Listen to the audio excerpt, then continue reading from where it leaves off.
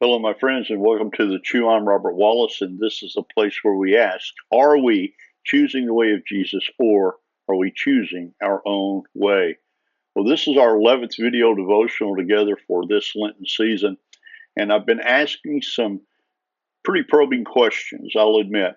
They've been probing for me, and I know that they've been probing for you as well, based on some of the feedback that I have received, and thank you very much for doing that. So I thought today that we would, instead of adding another passage, we would kind of do a review, if you will.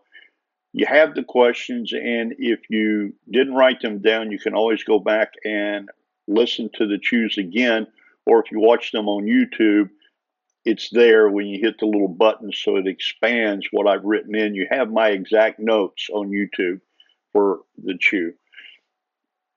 Matthew chapter 6 is filled with information. It's all teaching by Jesus. And it begins in verse 1 with Jesus talking about giving to the needy. Then he moves on to the Lord's Prayer. And from there to fasting and treasure, which we've covered this week.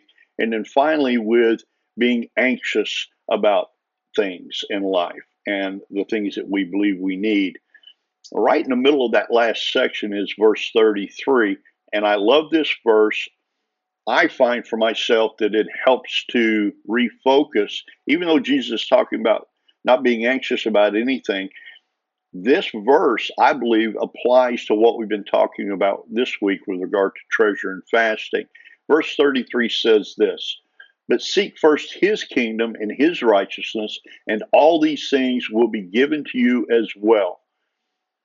When we step back and we think about our treasures, what do we really treasure in our heart and mind? Do we treasure the things of God, or do we treasure the things of this life and this world? If we are seeking God first, we're seeking his kingdom and his righteousness, then the things of this earth, the things of our life today, aren't necessarily so shiny. That's one thing. The other thing is fasting. I learned as a teenager how to fast this way. Instead of eating lunch, I would take that time and I would get off by myself and I would pray. The same thing for supper. Instead of eating that meal, however much time I would take for that meal, I would spend in prayer. Why do we fast? We fast to seek God, to seek his will for our lives, to seek what he would have us do. A tough situation, an illness, whatever it may be, when we fast and pray, we are seeking God first and foremost. Yes, we need our prayers answered regarding the things that we need and illnesses and things like that.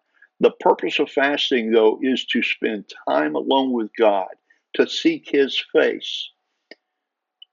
I never forget how often Jesus would slip off to pray. Now, I don't know that he was fasting, but he would slip off to pray because he would slip off to be in the presence of his Father. This is what we need to do. This is what we need to do regarding our prayers and fasting. This is what we need to do regarding the things that we need, or even the things that we want. Do we really want those things? What value will they bring to our lives as Christ followers? Because the real question is always the same. Which way are we choosing? Are we choosing the way of Jesus that leads to life and life to the full, or are we choosing our own way? I pray that as you consider what I've shared this week, as you go back and you reread Matthew 6 and Matthew 9, and as you think about the questions, that you will prayerfully ask the Holy Spirit to give you eyes to see and ears to hear God's truth from his word, that you'll have a receptive heart and mind to receive these truths, and then that you'll take a step of faith today with the same boldness, courage, and commitment of Jesus to do what the Holy Spirit leads you to do. I pray you'll have a wonderful day, my friends. Go in the peace of God. Blessings to you. Bye for now.